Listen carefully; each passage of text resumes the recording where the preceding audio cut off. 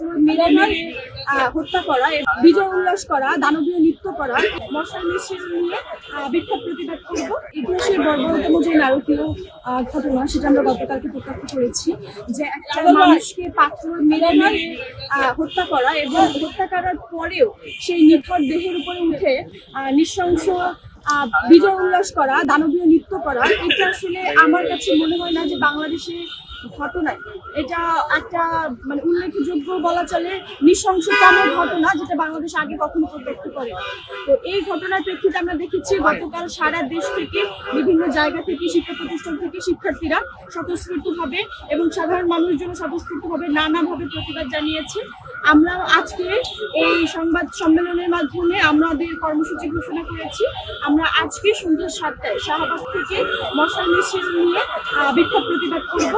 সবাইকে সেখানে থাকার জন্য, সাংবাদিক ভাই বোনদের থাকার জন্য আহ্বান জানাচ্ছি। কেউ যদি ছাত্রলীগ আওয়ামী লীগের কালচারগুলোকে ধারণ করে তাদের মতো করে আবার ছাত্রলীগ আওয়ামী লীগ হয়ে উঠতে চায়, তাহলে তাদের ছাত্রলীগ এবং আওয়ামী লীগের পরিণতির কথা আমি মনে করিয়ে দিতে চাই যে ছাত্রলীগ আওয়ামী লীগের শেষ পরিণতি কিন্তু শুভকর হয় নাই।